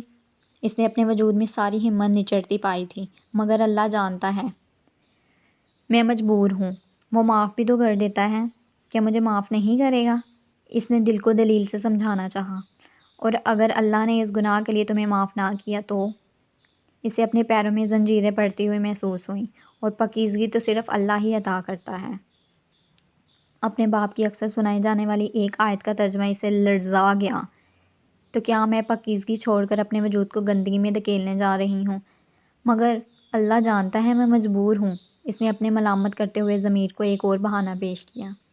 تمہیں اللہ سے خوف کیوں نہیں آتا امید؟ گناہ کو پہچاننے کے باوجود تم اس کی طرف جانا چاہتی ہو، اور تمہیں آس ہے کہ تمہیں معاف کر دے گا اللہ۔ دین میں صرف دو راستے ہوتے ہیں، اچھائی کا یا برائی کا، گناہ کا یا ثواب کا۔ تم کون سا تیسرا راستہ ڈھونڈنے جا رہی ہو؟ گناہ کرنے سے پہلے ہی خود کو بخشوا لینا چاہتی ہو؟ کہ اس طرح تمہارا گناہ ثواب میں بدل جائے گا؟ اس کا اضطراب بڑھتا جا رہا تھا۔ سامنے نظر آنے والا گیٹ یکدم بہت ہی دور نظر آنے لگا۔ کیا میں بھی ان لڑکیوں میں سے ہو جاؤں گی جو ایک طوائف؟ اور مجھ میں کیا فرق رہ جائے گا؟ وہ روپے کے لیے اور میں محبت کے لیے؟ اس کی کن پٹی میں درد کی ایک لہر گزر گئی۔ محبت کی اتنی بڑی قیمت دینے کے بعد میرے پاس تو اپنا وجود بھی نہیں رہ جائے گا۔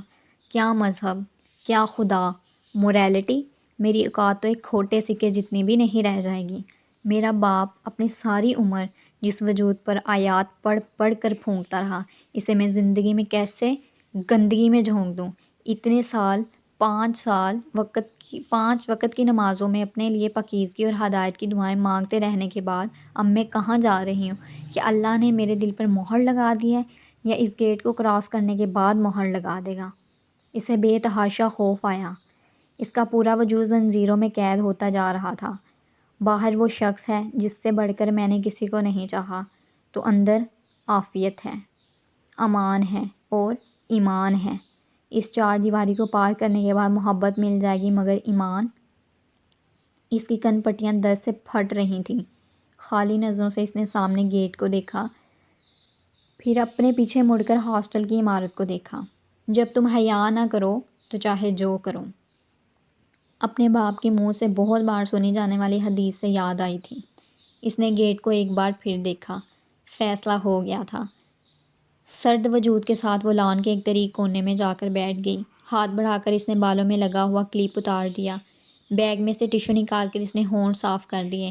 اپنے ہاتھوں اور گلے میں پہنی ہوئی جیولری ایک ایک کر کے اس نے بیگ میں ڈال دی۔ اپنے ہاتھ میں پہنی ہوئی منگنی کی انگوٹھی کو اس نے آخری بار دیکھا اور پھر اسے اتار دیا۔ زندگی میں کبھی اس نے اتنی خاموشی، اتنی تاریکی، اتنی گھٹن نہیں دیکھی تھی جتنی اس رات لان کے اس طریق کونے میں بیٹھ کر محسوس کی تھی۔ اسے یاد نہیں وہ وہاں کتنی دیر بیٹھی رہی۔ خشک آنکھوں اور خالی نظروں کے ساتھ اس نے لان کی روشنی پر چلتی لڑکیوں کو آہستہ آہستہ غائب ہوتے دیکھا تھا۔ رات کی تاریکی بڑھتی گئی تھی، پھر لان میں مکمل خاموشی چھا گئی۔ وہ اپنی جگہ سے اٹھ کھڑی ہوئی۔ اپنے کمرے کی طرف واپس جانے کے بجائے وہ گیٹ کی طرف گئی۔ وہ جانتی تھی گیٹ کے دوسری طرف اب وہ نہیں ہوگا، نہ ہی دوبارہ کبھی آئے گا۔ دور سے کسی مجسمے کی طرح بے حس و حرکت وہ گیٹ کو دیکھتی رہی، پھر واپس اپنے کمرے میں آ گئی۔ عقیلہ نے کمرے میں داخل ہوتے ہوئے جن نظروں سے اسے دیکھا تھا، ان میں کیا تھا وہ جانتی تھی۔ وہ جہاں زیب کے فون کرنے پر اسے پورے ہاسٹل میں تلاش کرتی پھری ہوگی، وہ اس بات سے بھی واقف تھی، اور اب شاید وہ امید کی شکل بھی دیکھنا نہیں چاہتی ہوگی۔ عقیلہ ہاتھ میں پکڑی ہوئی کتاب دوبارہ پڑھنے میں مصروف ہو گئی۔ امید نے خاموشی سے اپنے کپڑے بدلے اور اپنے بستر پر جا کر لیٹ گئی۔ صبح فجر کے وقت نماز کے بعد دعا مانگنے کے لیے ہاتھ اٹھانے پر اسے یاد آیا کہ اب اس کے پاس دعا مانگنے کے لیے کچھ نہیں رہا تھا، سب کچھ ختم ہو چکا تھا۔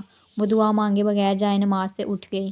نماز پڑھنے کے بعد آفس جانے کے لیے تیار ہونے کے بجائے وہ اپنے بستر پر لیٹ گئی۔ عقیلہ 8 بجے معمول کے مطابق اپنے آفس جانے کے لیے اٹھی تھی۔ اس نے اس وقت بھی امید کو جگانا دیکھنے کے باوجود بھی اسے مخاطب نہیں کیا۔ اس نے آفس جانے کے بعد امید نے وہ بیگ نکال لیا جس میں 9 سال کے دوران اس کی طرف سے ملنے والے سارے خطوط اور کارڈز رکھے تھے۔ کمرے میں پڑے ہوئے ہیٹر کو آن کر کے اس نے سارے کاغذ جلا دیے۔ کمرے کا پورا فرش راکھ سے بھر گیا۔ وہ کمرے کی دیوار کے ساتھ ٹیک لگائے دونوں ہاتھوں سے سر کو تھامے باری باری ہر خط ہر کاغذ کو جلتے دیکھ رہی تھی۔ سب کچھ جلنے کے بعد وہ بہت دیر کمرے میں بکھری ہوئی راکھ پر نظریں گاڑے اسی طرح بیٹھی رہی۔ پھر اس نے کمرے کا فرش صاف کر دیا۔ تو ویورز، بہت اچھا کیا اس نے۔ وہ دن بھی اس نے اسی خاموشی کے ساتھ گزارے۔ عقیلہ اور اس کے درمیان کوئی بات نہیں ہوئی۔ تیسرے دن شام کو عقیلہ نے موبائل اس کی طرف بڑھا دیا۔ تمہاری امی کا فون ہے۔ اس نے کچھ کہے بغیر موبائل تھام لیا۔ امی رو رہی تھیں۔ جہاں زیب کے گھر والے رشتے سے انکار کر گئے ہیں۔ جہاں زیب تم سے شادی پر تیار نہیں ہے۔ اس نے کہا ہے کہ اسے جس طرح کی لڑکی کی ضرورت ہے وہ تم نہیں ہو۔ وہ تمہارے ساتھ نہیں چل سکتا۔ اس نے کہا ہے کہ اس نے تمہارے ساتھ کچھ شرطیں رکھی تھی جنہیں تم نے ماننے سے انکار کر دیا۔ کچھ کہے بغیر اس نے فون بند کر دیا۔ عقیلہ اندازہ لگا چکی تھی کہ اس کو ملنے والی خبر کیا ہو سکتی ہے۔ اس کے ہاتھ سے موبائل لیتے ہوئے اس نے مدھم آواز میں کہا، کیا ملا امید یہ سب کر کے؟ وہ خالی نظروں سے اس کا چہرہ دیکھتی رہی۔ تم نے ظلم کیا، اپنے آپ پر، اپنے گھر والوں پر اور جہاں زیب پر۔ وہ اب بھی خاموش رہی۔ 2 ہفتے کے بعد تمہاری شادی ہونے والی تھی، مگر اب یہاں کس کس کو بتاؤ گی کہ تمہاری شادی کیوں ملتوی ہو گئی؟ وہاں راولپنڈی میں تمہارے گھر والے کس کس کو صفائیاں دیں گے کہ شادی کی تاریخ طے ہونے کے بعد منگنی ٹوٹنے کی وجہ کیا تھی؟ ایسی منگنی جو 9 سال رہی۔ لوگ کہیں گے لڑکی میں ضرور ایسی خرابی ہوگی کہ لڑکا 9 سال بعد شادی سے انکار کر گیا۔ تمہیں اندازہ ہے کہ تمہارے گھر میں اس وقت ماتم ہو رہا ہوگا؟